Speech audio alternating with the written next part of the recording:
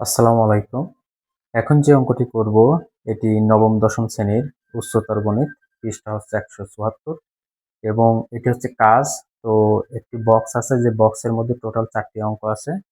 তার প্রথম অঙ্ক যে 3টি আছে সেটা একই নিয়ম। তো এখানে যে কাজের যে গ নম্বর অঙ্কটি আছে সেই অঙ্কটি করব।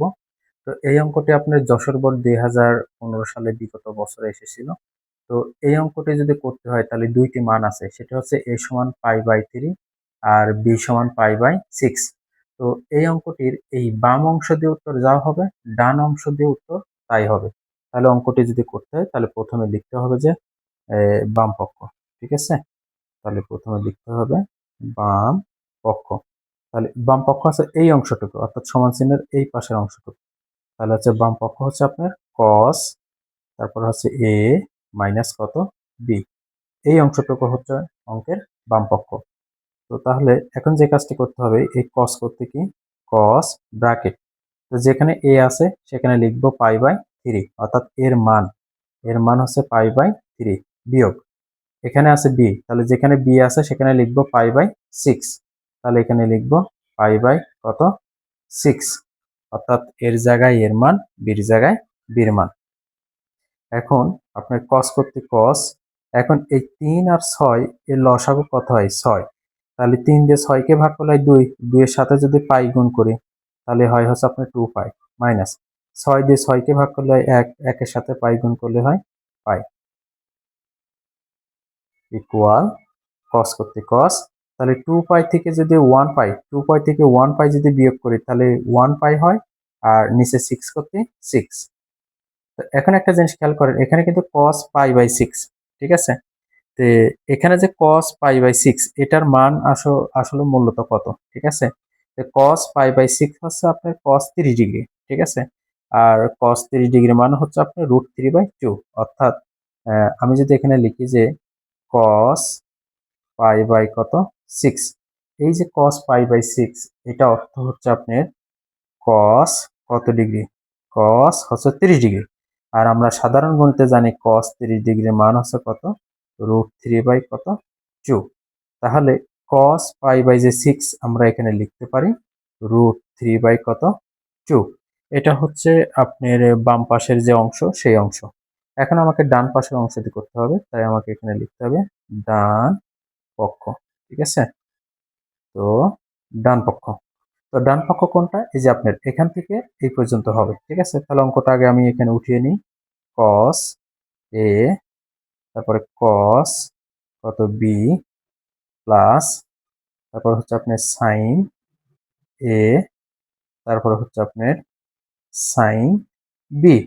এই হলো আপনার অঙ্কের ডান পক্ষ। তো এখন যে কাজটি করতে হবে সেটি হচ্ছে, দেখেন এখানে কিন্তু a আছে, তাহলে যেখানে a আছে সেখানে এই অংশটি লিখবো, আর যেখানে b আছে সেখানে এই অংশটি লিখবো, অর্থাৎ এর মান। ঠিক আছে, তো এর মান হচ্ছে π/কত 3 ইন্টু cos b।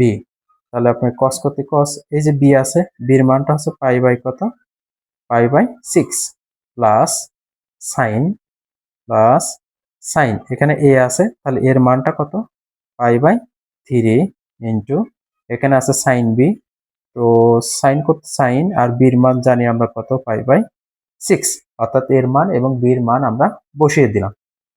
এখন কি করতে হবে, এখন যে cos করতে হবে সেটা এখন দেখেন যে cos এখানে কিন্তু ওই cos π/3, ঠিক আছে। তো এই অংশটা হচ্ছে আপনার cos 60 ডিগ্রি, আর cos 60 ডিগ্রির মান কত, তো আমরা যদি এই পাশে লিখি, ডান পাশে যদি আমরা এখানে লিখি, খেয়াল করেন যে cos π/কত 3, এইটা সমান হচ্ছে আমরা জানি cos কত ডিগ্রি 60 ডিগ্রি, আর এই cos 60 ডিগ্রি মান আমরা কত জানি 1/2। তাহলে আমরা এখানে লিখতে পারি 1/ কত 2 ইন্টু, এবার এখানে আছে cos π/কত 6, ঠিক আছে। তো আমরা যদি এই সাইডে লিখি cos π/কত 6, এই যে cos π/6, ঠিক আছে। এই cos π/6 এটার মান কত, ঠিক আছে। cos π/6 আছে cos কত ডিগ্রি, আপনার cos হচ্ছে কত ডিগ্রি 30 ডিগ্রি, আর এই যে cos 30 ডিগ্রি, এই cos 30 ডিগ্রির মান হচ্ছে আমরা জানি হচ্ছে √3 কত 2। তাহলে cos π/6 এটা হচ্ছে cos 30 ডিগ্রি যার মান √3 কত 2। তাহলে আমরা এখানে লিখতে পারলে √3 কত 2 প্লাস কত প্লাস, এবার আছে sin π/3, এই sin π/3 হচ্ছে আপনার sin 60 ডিগ্রি, ঠিক আছে। অর্থাৎ খেয়াল করেন, আমি যদি এখানে আপনাকে বুঝাই যে সাইন পাই বাই কত 3, সাইন পাই বাই 3 হচ্ছে আপনার সাইন কত ডিগ্রি 60 ডিগ্রি, আর এই যে সাইন 60 ডিগ্রি তার মান হচ্ছে √3 বাই কত 2। তাহলে সাইন পাই বাই 3 এর মানটা আমরা লিখতে পারি √3 বাই কত 2 ইন্টু, এখন আছে সাইন পাই বাই 6। ঠিক আছে, তো আমি যদি এখন এখানে যদি লিখি যে, এখানে নিচে যদি লিখি যে সাইন পাই বাই কত 6, 6, হ্যাঁ সাইন পাই বাই 6। ঠিক আছে, তো সাইন পাই বাই 6 মানে হচ্ছে আপনার সাইন 30 ডিগ্রি, আর সাইন 30 ডিগ্রি মান হচ্ছে 1 বাই কত 2। তাহলে সাইন পাই বাই 6 এখানে লিখতে পারি 1 বাই কত 2। ওকে, তো এখন এই 1 এর সাথে √3 গুণ করলে কি হয় √3, আর এই 2 এর সাথে 2 গুণ করলে কত হয় 4। এই √3 এর সাথে 1 গুণ করলে কত হয় √3, আর এই 2 আর 2 যদি আমরা গুণ করি তাহলে কত হয় 4। তো তাহলে এই 4 এবং 4 এর লসাগু কত 4, তাহলে উপরে যা আছে আমি এখানে তা লিখতে পারি। এখন উপরে আছে √3 কিন্তু দুইটা, তাহলে আমরা যদি যোগ করি তাহলে হয় হচ্ছে 2√3। এখন আবার এই 2 আর এই 4 কে যদি কাটি তাহলে নিচে হয় কত 2, তাহলে আপনার উপরে থাকে হচ্ছে আপনার √3 আর নিচে থাকে হচ্ছে কত 2। এখন একটা জিনিস খেয়াল করেন যে বাম পক্ষ দিয়ে আমরা উত্তরটা যা বের করছি, আমরা ডান পক্ষ দিয়ে উত্তরটা কিন্তু তা বাইর করতে পেরেছি। তাহলে আমরা এই অঙ্কে লিখতে পারি যে, এই অঙ্কতে লিখতে পারি যে বাম পক্ষ ইকুয়াল ডান পক্ষ। ঠিক আছে, ডান পক্ষ কি প্রমাণিত, প্রমাণিত। তো আশা করি এই অঙ্কটি বুঝতে পারছেন।